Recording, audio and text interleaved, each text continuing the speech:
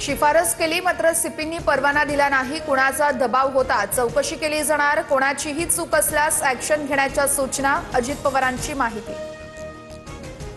2019 पासून घायवळवर एकही गुन्हा दाखल नाही। गुन्हे असलेल्या एकाही व्यक्तीला मी शस्त्र परवाना दिला नाही। पोलीस आयुक्तांच्या सहीनंच परवाना मिळतो। योगेश कदम यांचं स्पष्टीकरण।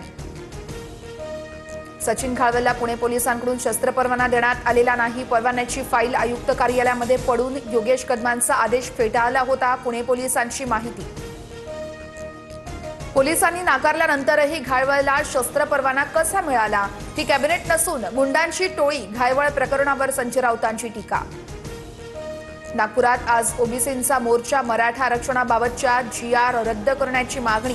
वडेट्टीवारांसह प्रतिभा धानोरकर, अनिल देशमुखही उपस्थित राहणार। आज ट्रेलर है, पिक्चर अभी बाकी है। विजय वडेट्टीवारांचा इशारा, तर योग्य मार्ग काढला जाईल। अजित पवारांचं उत्तर। ओबीसी विरोधात भूमिका घेणाऱ्यांना आगामी निवडणुकीत मतदान करणार नाही। जरांगेंना पाठिंबा देणाऱ्यांना ओबीसी घरी बसवणार। लक्ष्मण हाके आक्रमक।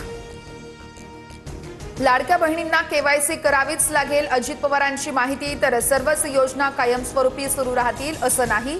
आनंदाचा शिधा योजनेसंदर्भात अजित पवारांचं महत्त्वाचं वक्तव्य। नाशिक सरकारवाडा गोळीबार प्रकरणी नुकताच भाजपमध्ये प्रवेश केलेल्या मामा राजवाडेला अटक। गोळीबार प्रकरणातील मोठा मासा अखेर पोलिसांच्या जाळ्यात।